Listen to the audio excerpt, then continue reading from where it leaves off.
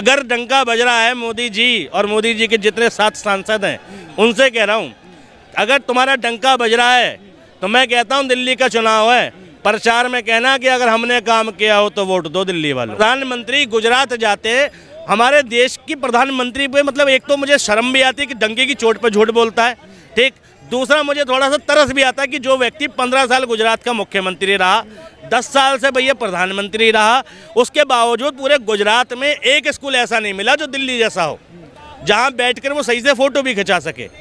Photo खिंचवाने के लिए इंस्टेंट फोटो बनाना एक स्कूल, 4 बच्चे बैठा दिए, टेंटों में क्लासरूम बना दी।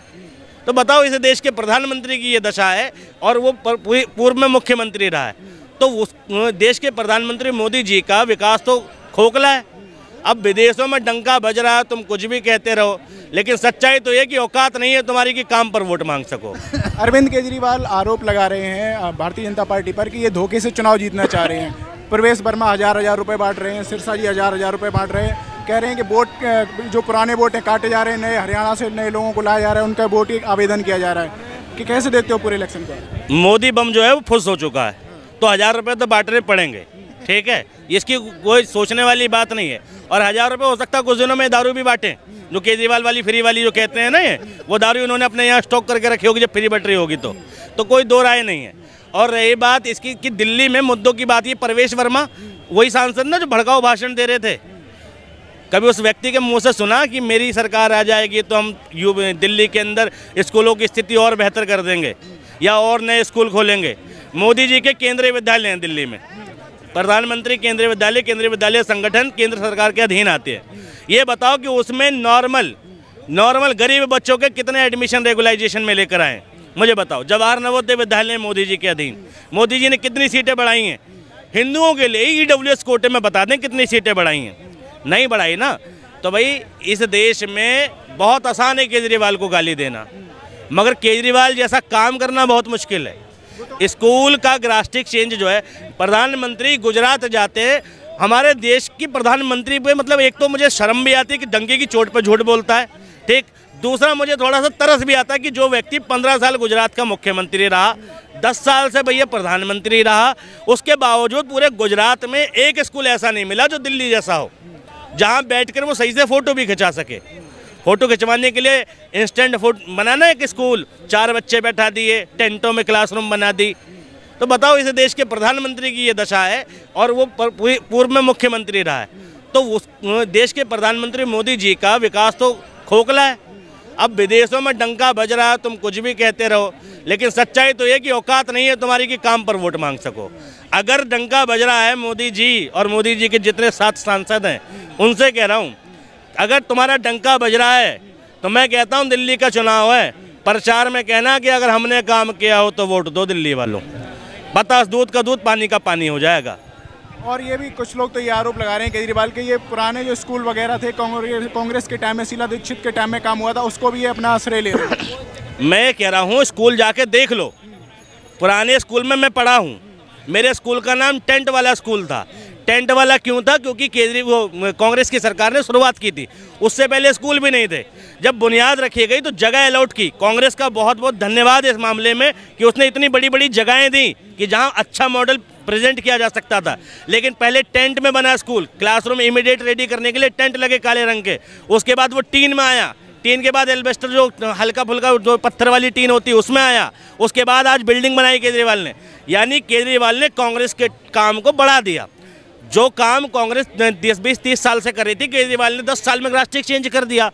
तो भैया मैं कह रहा हूँ मोदी जी भी करें ना। यूपी में तो बाबा का डंका बज रहा है, बुलडोजर, सिर्फ बुलडोजर तोड़ने का ही काम आएगा, एक आध बिल्डिंग बना भी दो साहब। ये बुलडोजर से सिर्फ बने बनाए स्कूल तोड़ रहे। मैं यूपी के अंदर देख रहा हूँ 27,000 स्कूल बंद हो गए, उत्तराखंड में सरकारी स्कूल बंद हो रहे हैं, राजस्थान में सरकारी स्कूल बंद हो रहे हैं, मध्य प्रदेश में बंद हो रहे हैं, दिल्ली एकमात्र ऐसा राज्य है जहाँ स्कूल खुल रहे हैं। तो यही फर्क है केजरीवाल के बीच में और नरेंद्र मोदी के बीच में, यही फर्क है एक पढ़े लिखे और गवार के बीच में, यही फर्क है कि देश की जनता को आगे बढ़ाने और पीछे ढकेलने के बीच में। क्या नरेंद्र मोदी को इनसिक्योरिटी फील हो रही है केजरीवाल से, जिस तरीके से वो पंजाब में चुनाव जीते और उनका प्रभाव बढ़ रहा है? क्या मोदी जी को इनसिक्योरिटी किसी से फील नहीं होती, क्योंकि मोदी जी को मालूम है कि जिस पद पर वो है उस पर बने रहेंगे, ठीक। और देश में अंधभक्तों की संख्या बहुत ज़्यादा है। लेकिन हाँ, दिल्ली का चुनाव नहीं जीतेंगे इसकी टेंशन ज़रूर है। मोदी जी की आवाज़ सुनना, जब से केजरीवाल का चुनाव की बात पता चली है उनकी आवाज़ लड़खड़ाने लगी है। ठीक है, और क्या लग रहा है, तो दिल्ली में सरकार बना रहे हैं पूरी दिल्ली? बनी हुई है और उन्हीं की बनेगी। अच्छा, ये शराब घोटाले में जिस तरीके से उन पर आरोप लगाए गए, उसे कैसे देखते हैं? मैं ये कह रहा हूँ, शराब घोटाले में सबसे ज़्यादा जो मौज ली है वो बीजेपी के अंधभक्तों ने ली है। सबसे ज़्यादा शराब यूपी से ही पी गई थी दिल्ली में जब फ्री थी। मैं देख रहा था कि जितनी शराब के ठेकों पे गाड़ी थी ना, उन गाड़ियों के नंबर थे यूपी 16, यूपी 14, यूपी 16 नोएडा और यूपी 16 गाजियाबाद। क्योंकि दिल्ली वालों को तो पता हमारे बगल में ठेका कहाँ जाना, लेकिन नोएडा वाले सोच रहे थे कल को बंद हो जाएगी योजना, अभी ले लो पेटी भर भर के। तो लग रहा है आ रही है दिल्ली की सरकार, दिल्ली में केजरीवाल की ही सरकार आएगी। दिल्ली में माहौल साफ है, अरविंद केजरीवाल। क्यों ऐसा लग रहा है? दिल्ली में जो शिक्षा और स्वास्थ्य है, और देश वही तरक्की करते हैं जहाँ की शिक्षा व्यवस्था उच्च क्वालिटी की होती है, जहाँ स्वास्थ्य व्यवस्था उच्च क्वालिटी की होती है। और भारतीय जनता पार्टी शिक्षा पे बात इसलिए नहीं करती कि वो जानती है जो लोग शिक्षित होंगे तो अपने अधिकार मांगेंगे, वो लोगों को उनके अधिकार नहीं देना चाहती। कि आप इसका सीधा जागता उदाहरण है बिहार लोक सेवा आयोग की परीक्षा। उस परीक्षा को दोबारा कराने के लिए छात्रों को किस तरह से अपने ही देश के अंदर अपनी चुनी हुई सरकार ऐसे लाठियां भांज रही है मानो जलियांवाला बाग में जिस तरह से जनरल डायर ने हमारे देश के आंदोलनकारियों पर लाठीचार्ज किया, ये बेहद निंदनीय कृत्य है। तो अभी क्या लग रहा है, दिल्ली में शिक्षा पर उस तरीके से काम हुआ है कि लोग भरोसा कर पाए उन पर? बिल्कुल, दिल्ली में शिक्षा और स्वास्थ्य पर उसी तरह का काम हो रहा है और दिल्ली की जनता अरविंद केजरीवाल जी पे भरोसा करती है। और मैं तो स्वागत करता हूँ कोई भी जो चुनाव मैनिफेस्टो होते हैं, जो चुनाव घोषणा पत्र होते हैं, वो जनता को सीधा फायदा पहुंचाने के लिए चुनाव घोषणा पत्र लागू किए जाते हैं। जब सरकार चुन जाती है और कुर्सी पर बैठ जाती है तो उसको अमल में भी लाया जाता है। इसका भी देश मांग करता है। जहां जिन पार्टियों ने चुनावी वादे किए और उन चुनावी वादों को पूरा करने का काम नहीं किया, उन पर सवाल खड़ा होता है। केजरीवाल ने जो वादे किए आपको लगता है वो पूरे किए उन्होंने?